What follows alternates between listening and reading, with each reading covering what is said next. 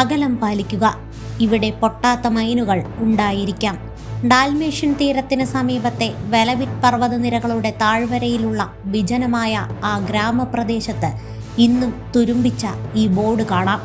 അവിടെ എന്നോ തകർന്ന് നാമാവശിഷ്ടമായി മാറിയ അനേകം വീടുകളിലൊന്നിൽ നിന്നാണ് ക്രൊയേഷ്യൻ ഫുട്ബോൾ ചരിത്രത്തിൻ്റെ ഭാഗധേയം സ്വന്തം കാലുകൾ കൊണ്ട് കുറിച്ചിട്ട ആ ചെറിയ വലിയ മനുഷ്യൻ്റെ യാത്ര ആരംഭിക്കുന്നത്.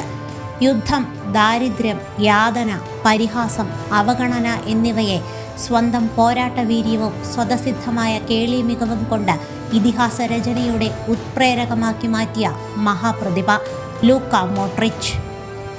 1985 സെപ്റ്റംബർ 9 ജനിച്ച ലൂക്കയ്ക്ക് കേവലം 6 വയസ്സ് പ്രായമുള്ളപ്പോൾ ക്രൊയേഷ്യൻ സ്വാതന്ത്ര്യ സമരം ആഭ്യന്തര യുദ്ധത്തിലേക്ക് വഴിമാറി.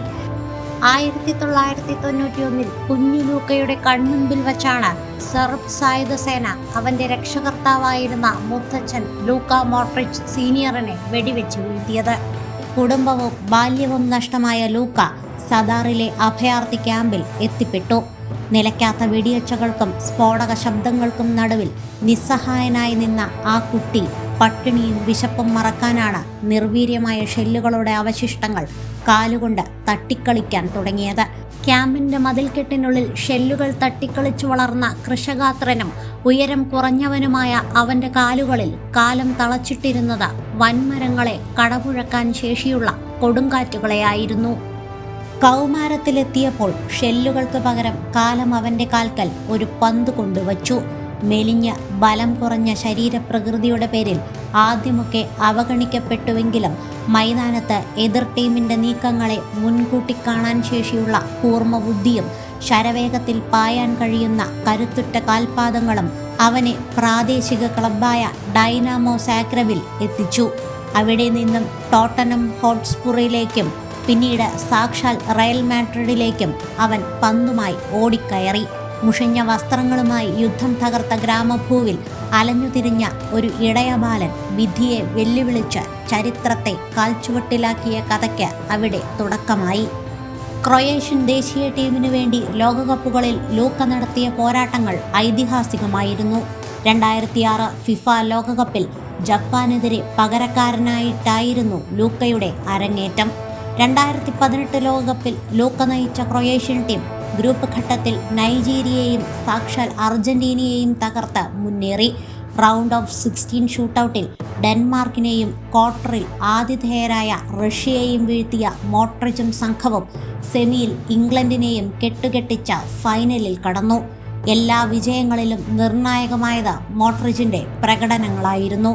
എന്നാൽ ഫൈനലിൽ ഫ്രാൻസിനോട് 2-4 തോൽവി വഴങ്ങിയതോടെ കിരീടം കൈമോശം വന്നുവെങ്കിലും ടൂർണമെൻറ്റിൻ്റെ താരമായി തിരഞ്ഞെടുക്കപ്പെട്ട ലൂക്ക മോഡ്രിച്ച് ഗോൾഡൻ ബോൾ പുരസ്കാരത്തിന് അർഹനായി.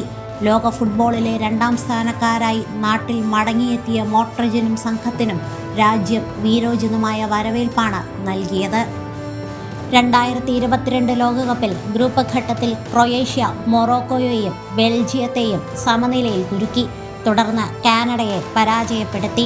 റൗണ്ട് ഓഫ് 16 ജപ്പാനെയും വീഴ്ത്തി ക്വാർട്ടറിലെത്തിയ ക്രൊയേഷ്യയ്ക്ക് മുൻപിൽ സാക്ഷാൽ ബ്രസീലും വീണു. എന്നാൽ സെമിയിൽ അർജന്റീനയോട് പരാജയപ്പെട്ട ക്രൊയേഷ്യ ലൂസേഴ്സ് ഫൈനലിൽ മൊറോക്കോയെ തകർത്ത് 3ാം സ്ഥാനം സ്വന്തമാക്കിയപ്പോൾ ബ്രോൺസ് ബോൾ പുരസ്കാരം ലൂക്ക സ്വന്തമാക്കി. ഇന്ന് 40ാം വയസ്സിൽ ക്രൊയേഷ്യയ്ക്ക് വേണ്ടി ബൂട്ട് കെട്ടുന്ന ലൂക്ക മോഡ്രിച്ചിന് ഇത് തൻ്റെ കരിയറിലെ 5ാം ലോകകപ്പാണ്.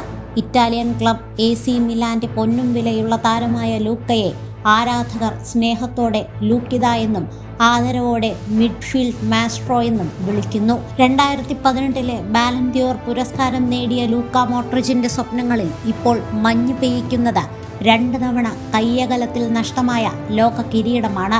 മോഡ്രിച്ച് മനസ്സിൽ കാണുന്നത് മൈതാനത്ത് നടപ്പിലാക്കി ശീലിച്ച വിശ്വസ്തനായ പടത്തലവൻ ഇവാൻ പെരിസിച്ചിനും ഇത് അവസാന ലോകകപ്പായിരിക്കും.